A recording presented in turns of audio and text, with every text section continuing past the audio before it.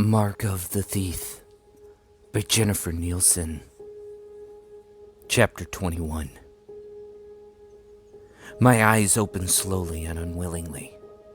I would have preferred to remain asleep, but at some point, the need to know where I was overpowered my desire to roll over and let everything vanish again. Except for a few candles around me, the room was dark. Since there were no windows, I wondered if it was day or night, and how much time had passed since I had last opened my eyes.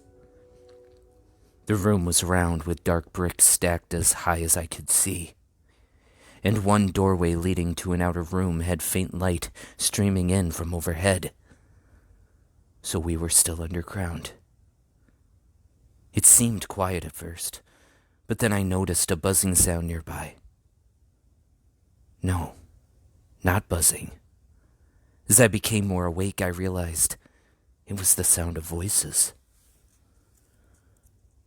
Suddenly a face appeared right in front of mine, and I yelped with surprise. It was a little girl, with dark African skin and large eyes. She didn't look half my age, but she was already quite pretty. "He's awake!" she called. "Aurelia, he's awake!" I sat up on one elbow and saw Aurelia stride across the room toward me.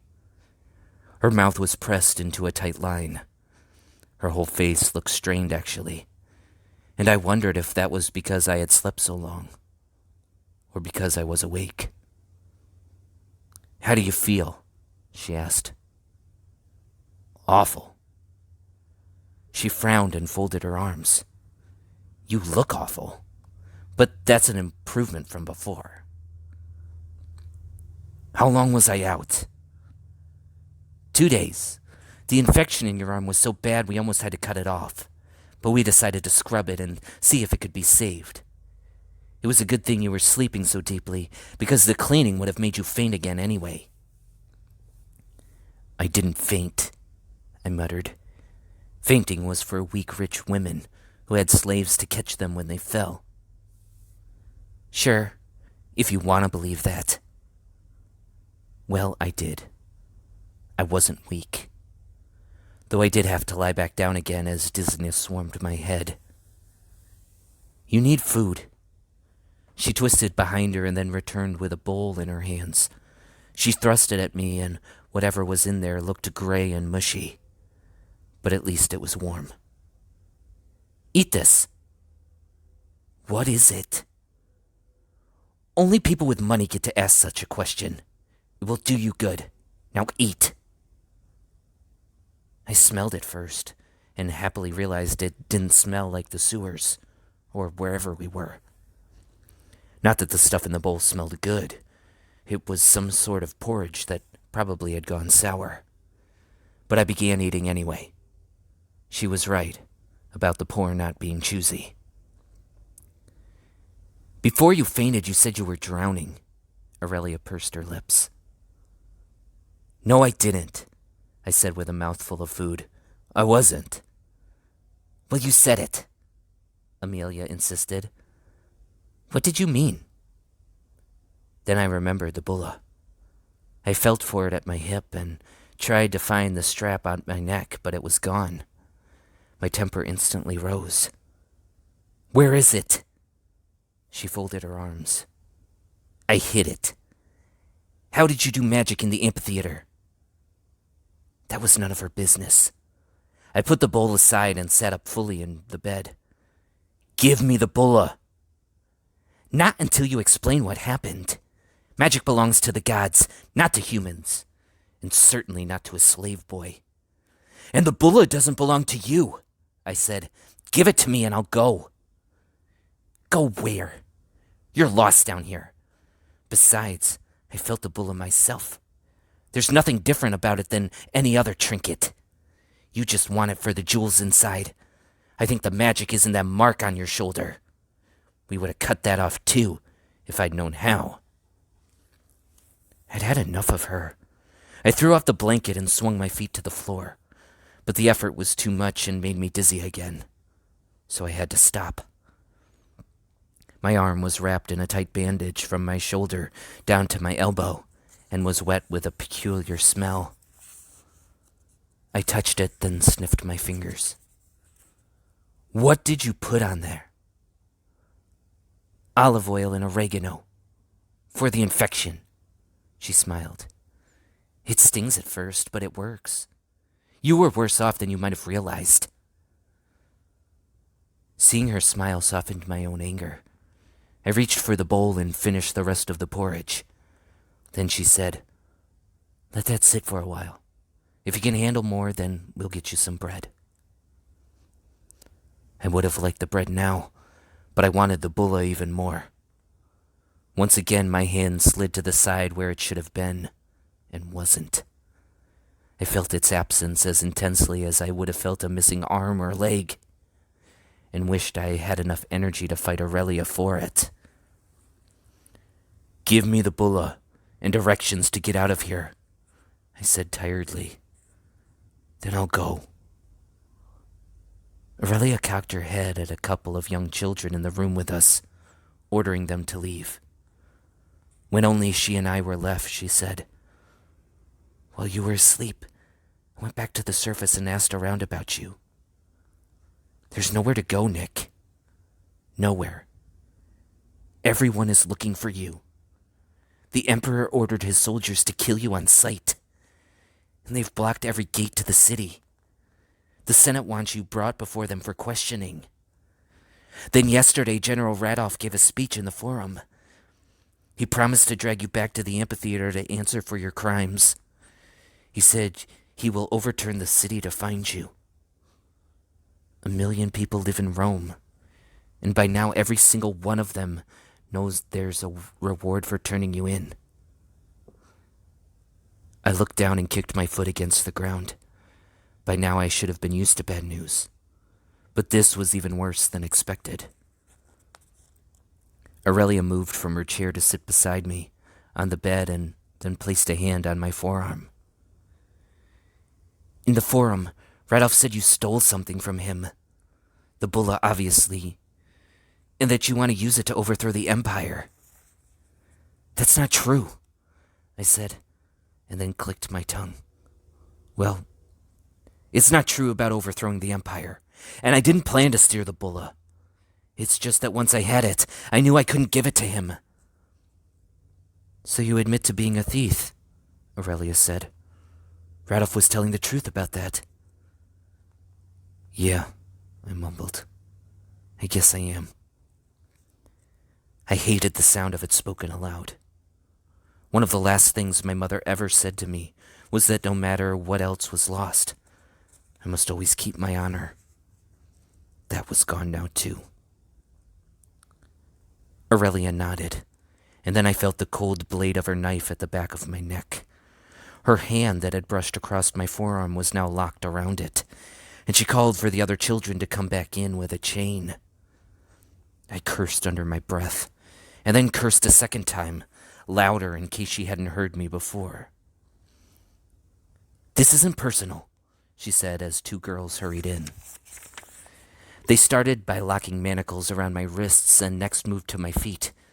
I've stolen things too. Every one of us down here has done it, but when there's no other choice to live. But you did have a choice with the bulla, and so the crime is different. This isn't about what I stole, I said angrily. You want that reward money. I need it, she said. That money is my way back to my family. But I shook my head, trying to make her understand the stakes that were involved. If you take me to Radolf, he'll kill me. Senator Horatio is offering the biggest reward right now. I'll take you to him. What? No! He was the pompous senator who had wanted to see my teeth. Aside from my personal objections to having to breathe the same air as him, he was no better than Radolf. It's for the best, Aurelia said. The Senate wants to question you. And then execute me. They might listen to your explanations. What explanation? I spat back at her. It isn't my bulla, Aurelia. Or it isn't supposed to be. How can I explain that? I don't know, she said, but that's not my problem. No, she was my problem. For at least the 20th time in the last week, I regretted ever having met this girl. Of all the curses in my life, she was proving to be the worst. Once my legs were manacled, Aurelia removed her knife and replaced it in its sheath. I immediately tried to summon any feeling of strength inside me, but I was still weak from lack of food and my injury. And besides, without the bulla, I was nothing more than I'd ever been before. The mark on my shoulder prickled as if it was trying to respond to my call for help, but that too faded. I pulled against the chains, hoping to find a rusted link that might break, or maybe the lock hadn't been securely fastened. But they held fast. Then I kicked at one of the girls who had put them on, just because I could. Aurelia swatted my leg and told the two girls to return to the outer room with the others.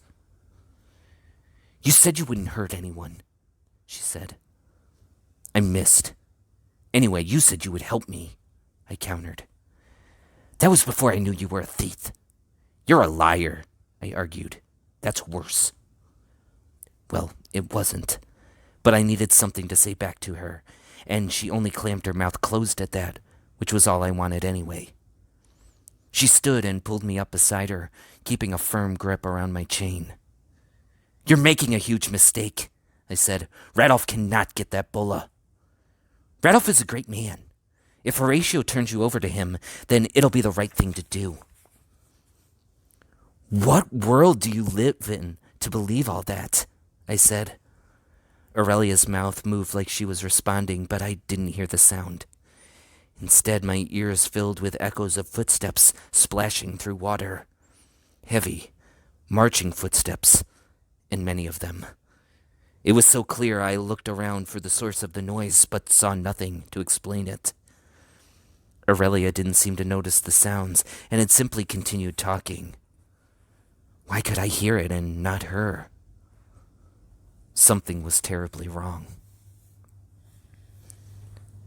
Chapter 22. The sound of footsteps in my head was growing, and the splashing was so distinct I couldn't understand why water didn't leak from my ears. Was I going mad? Aurelia jabbed my arm, drawing my attention to her while quieting the noises in my head. "Aren't you listening? I asked if... Where are we?" I shuffled forward, pulling on the chains as much as they'd allow. "Is this part of the sewers?" "It's an old cistern, but we cut the pipes connecting it to the sewers and used the flow for washing. We still come and go through the sewers, though. Why?" "We've got to get out of here. Soldiers are coming." I started to move, but Aurelia pulled me back. "Impossible. They never come down here." Her brows pressed together. "How do you know that anyway?" "I just know." She made a face. "I'm not releasing you. If you think I'd fall for such an obvious trick..." I didn't hear the rest of what she said, because now a voice thundered in my head, so loud that I tried to raise my hands to cover my ears, except the chains were attached to my leg irons and wouldn't reach that far. "Nicholas Calva." That was Radolf speaking directly into my head. I didn't know how that was possible, but I couldn't hear anything else, not even my own thoughts. Aurelia didn't seem to hear it. "What is the matter with you now? Can't you?" I started, but then Radolf's voice continued. "I found you, Nick. By joining those children, you have chosen them to die with you." "No!" I fell to my knees and lowered my head enough to get my hands over my ears, but covering them only made the sound louder. "If you give yourself up now, I promise to let them live. If you don't, there is no escape for any of you." I looked up at Aurelia, who was staring back at me as if a horn had sprouted from my head. I pointed to the doorway. "How many exits out of here? Into the main sewer line?" "Only one," she said. "But nobody else." The same girl who had manacled me rushed into the room. "Aurelia, I hear sounds in the tunnels, men's voices. Lots of them." Her eyes darted back to me, full of alarm. "How far away?" The girl shrugged. "They're here for you, right?" Aurelia didn't say it as a question. and didn't need a nod for an answer. She pressed her lips together for only a moment before saying, "I'm sorry, Nick. I have to give you up to them. They'll kill me if you do. They'll kill all of us if I don't, including you." She tugged on my chains, but I wasn't going to budge. "I can get us out of here." She turned around the room. "I told you, there's only one exit from the outer room, and that will take us directly into the sewers with those men." "What's above us?" She rolled her eyes. "Dirt." "Well, obviously. No, above that." Aurelia shrugged. "An olive orchard, I think." Then her eyes narrowed. "Don't even think about that. Give me the bulla." "Is that how you did what you did in the amphitheater?" "Yes, I think so. Somehow." She shook her head. "I tried using it and nothing happened. And when I use it, big things happen. So do you want to debate why or let me have it?" Then her eyes widened further. "I only think it's an open field. What if I'm wrong? What if we do nothing? Do you really believe Radolf will take me and leave the rest of you alone?" Aurelia reached for a familiar strap that had been hidden beneath her tunic and lifted out the bulla, which she shoved into my hand. It was heavier than before, which meant either I was weaker or the magic in it was growing. I immediately began to feel its strength flow into me, moving through my chest, down my legs and arms, up my back and into my mind. The magic dug deeper, burning its way through my blood with a power I had never noticed before. The children who had been in the outer room came running in, far more of them than I had expected. I counted at least a dozen heads, some of them quite young, and all of them looking to Aurelia for answers. "They're here," one of the younger boys cried. "Get behind me," I said, only because it seemed safer there. Maybe it wasn't. I turned until I had a direct view of the doorway into the sewer. Radolf entered the outer room, flanked by 6 large soldiers. I saw the amusement on his face grow as he scanned my shackled arms and legs. "They got you ready for me," he said, smiling. "How kind of them." "You saw what I did in the amphitheater," I warned. "Stay back." "That was an accident." Radolf stepped forward, daring me to act. "You have no idea how you did that." The bulla was becoming hot in my hands, but with the manacles I couldn't get it around my neck. "I do now, and I'll do the same thing here if you don't leave." It was a badly told lie. I didn't know how I'd used the magic before, or whether I could use it again. I didn't even know if I should use it again. Collapsing wooden beams in a fabric canopy was one thing. Several feet of earth and rocks lay above our heads now. "Right now, you're an untrained boy with a sword, swinging wildly in any direction you want and calling it success if you happen to hit something." "That's right," I countered. "So get back, or I might happen to hit you." "Give me the bulla." Radolf's face darkened. "Now." "No." I kept my body square to him and hoped he couldn't see the way my legs were shaking. "Leave, before I use the magic." A wicked smile stretched across Radolf's face. "You're not the only one who can use magic, you know." Then he raised a hand and punched it forward. It sent an invisible wave of air toward me. Even if I couldn't see it, I definitely felt it, like he'd thrown a boulder at my chest. I took the hit directly, but it traveled to my shoulder, igniting the divine star with pain. I yelled, but flung out my chained hands as if to empty the pain somewhere else. There was no reaction from him, so for a moment, I thought perhaps I hadn't done anything. He started forward, but then a large cracking sound came from above the doorway between us. Heavy chunks of brick fell, along with the dirt and rocks they had held back. It was similar to what had happened in Caesar's cave, shortly after I'd first put the bulla around my neck. But that magic hadn't come through me then. Or if it did, I was feeling it far more powerfully now. The falling rocks forced Radolf back, But once everything settled, he and his men would be able to climb over the debris to get to me.